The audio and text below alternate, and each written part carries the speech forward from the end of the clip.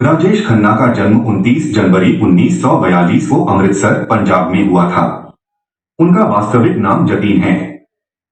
उन्हें जन्म देने वाले माता पिता का नाम पिता लाला हीरानंद तथा चंद्ररानी खन्ना था। ये जलते हैं, फूल खिलते हैं।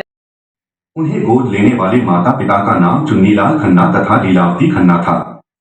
राजेश खन्ना का विवाह 1973 में बॉलीवुड अभिनेत्री डिंपल कपाड़िया के साथ हुआ था। राजेश की उम्र अभिनेत्री डिंपल कपाड़िया से लगभग दोगुनी थी। उनकी बेटियों के नाम ट्विंकल खन्ना और रिंकी खन्ना हैं। राजेश खन्ना ने मुंबई में स्थित गिरगांव के सेंट सेबेस्टियन हाई स्कूल में एडमिशन लिया, जहां राजेश के क्लास फेलो रवि कपूर थे, जो आगे चलकर हिंदी फिल्मों में जितेंद्र के नाम से प्रसिद्ध हुए। शिक्षा के साथ साथ राजेश खन्ना को नाटकों में अभिनय करना पसंद था। राजेश ने कॉलेज के समय पर नाटकों में अभिनय किया तथा कई पुरस्कार भी जीते। उन्होंने 1965 में ऑल इंडिया टैलेंट कॉन्टेस्ट जीता था। राजेश खन्ना के फिल्मी करियर की शुरुआत बॉलीवुड में उनकी पहली फिल्म 1966 में आई फिल्म आखिरी खत थी, जिसे चेतन आनंद ने निर्देशित किया था। राजेश की दूसरी फिल्म राज थी, जिसे रविंद्र दावे ने निर्देशित किया था। 1969 से 1971 के मध्य राजेश खन्ना ने लगातार 15 हिट फिल्मों में अभिनय किया था। वे हिंदी सिनेमा के पहले सुपरस्टार रहे। उन्होंने अपने फिल्मी करियर के दौरान 180 फिल्मों में काम किया। 1991 के बाद राजेश खन्ना का दौर खत्म होने लगा। बाद में वे राजनीति में आए और 1991 में नई दिल्ली से कांग्रेस की टिकट पर संसद सदस्य चुने गए। राजेश खन्ना को 3 बार फिल्म फेयर अवार्ड और 4 बार बंगाल फिल्म जर्नलिस्ट अवार्ड मिले थे। उन्हें 2005 में film fair life time achievement award से सम्मानित किया गया। 2013 में मरणोपरांत पद्म भूषण अवार्ड से सम्मानित किया गया था। सुपरस्टार राजेश खन्ना को उनके चाचा चुन्नीलाल खन्ना ने गोद लिया था। Saint Sebastian Goan high school में राजेश खन्ना और जितेंद्र कुमार अभिनेता एक साथ पढ़ने के लिए जाते थे। इसके अलावा राजेश खन्ना ने जितेंद्र कुमार की मदद की जब वह पहली बार ऑडिशन देने गए थे। 18 वर्ष की उम्र में राजेश खन्ना के पास एक एमजी स्पोर्ट्स कार थी और वह इसका उपयोग अपने संघर्ष अवधि के दौरान ऑडिशन देने के लिए किया करते थे। उनके पिता के पास MG Magnette exchange 4, MG Midget sports और एमजी एमजीए रोडस्टर 1600 मॉडल कारें थी और उनका भी वह इस्तेमाल किया करते थे। उन्होंने फिल्म फेयर द्वारा आयोजित एक प्रतियोगिता में भाग लिया, जिसमें 10,000 में से 8 लड़के चुने गए थे और उनमें से राजेश खन्ना को विजेता घोषित किया। उनकी पहली फिल्म आखिरी खत ऑस्कर के लिए नामांकित हुई। राजेश खन्ना अंजू महेंद्रू से शादी करना चाहते थे, जो उनके साथ 7 वर्षों तक एक रिश्ते में थी, लेकिन अंजू महेंद्रू उनसे शादी करने के लिए तैयार नहीं थी, इसलिए वह एक दूसरे से अलग हो गए।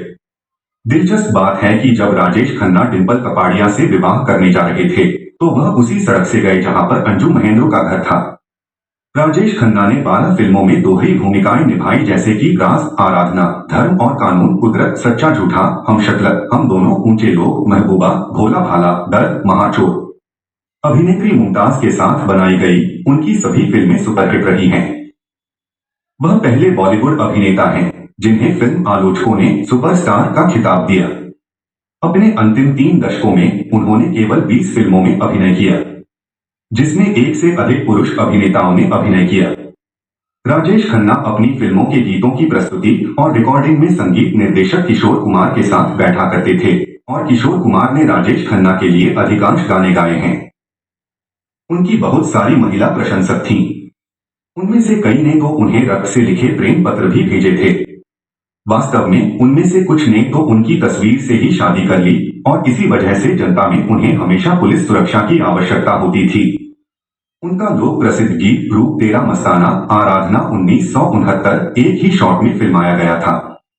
अपने 45 वर्ष के लंबे फिल्म फेयर करियर में राजेश खन्ना ने लगभग 180 फिल्मों में कार्य किया।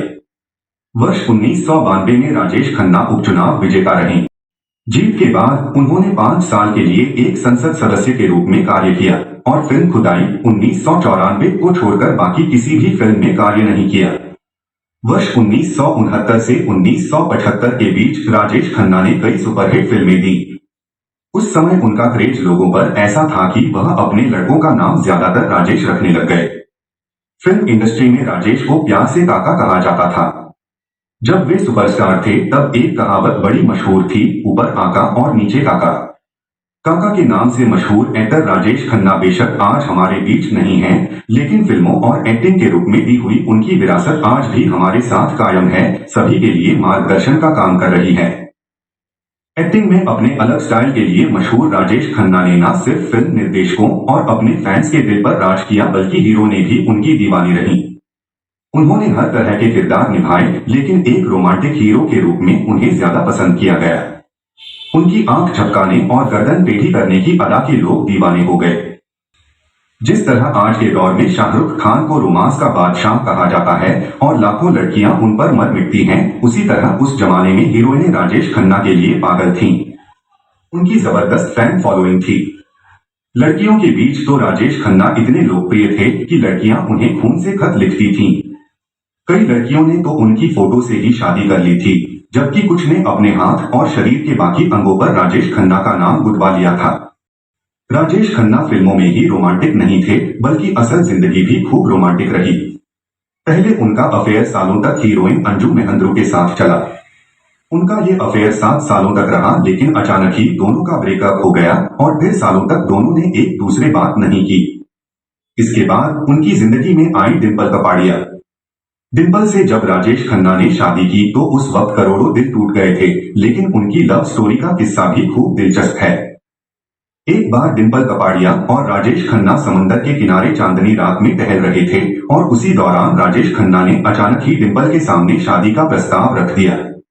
इसके बाद दोनों की शादी हो गई। लेकिन 1984 में किसी वजह से डिंपल कपाड़िया और राजेश खन्ना अलग हो गए, लेकिन दोनों ने तलाक नहीं लिया। इसी दौरान टीना मुनीम उनके करीब आईं, लेकिन राजेश खन्ना ने उनके साथ शादी करने से मना कर दिया, क्योंकि उस वक्त उनकी 2 बेटियां थीं, ट्विंकल और रिंकी, और वो नहीं चाहते थे कि उनकी बेटियों पर बुरा असर पड़े। और फिर साल 2012 में वो वक्त आया जब राजेश खन्ना दुनिया को अलविदा कह गए। उनके गुजर जाने के कुछ दिनों बाद ही अनिता आडवाणी नाम की एक महिला सामने आई, जिन्होंने कहा कि वो राजेश खन्ना के साथ सालों तक लिव इन में रहीं। उन्होंने राजेश खन्ना के परिवार को एक कानूनी नोटिस भी भेजा और बंगले पर हक भी मांगा। 18 जुलाई 2012 को यह खबर प्रसारित हुई कि सुपरस्टार राजेश खन्ना अब नहीं रहे, और जैसे ही मीडिया पर देश के पहले सुपरस्टार के निधन का समाचार आया तो बांद्रा स्थित आशीर्वाद बंगले के बाहर प्रशंसकों की भीड़ जुटनी शुरू हो गई। उसे नियंत्रित करने के लिए पुलिस व सुरक्षा गार्डों की सहायता ली गई। अगले दिन 19 जुलाई को विलेपार्ले के पवन हंस शवदाह गृह में उनका अंतिम संस्कार किया गया। उनकी चिता को मुखाग्नि अक्षय कुमार की सहायता से उनके 9 वर्षीय नाती आरव ने दी। शोला उल्फत का भड़का के मेरे दिल में आग लगा के ना तरसाइए।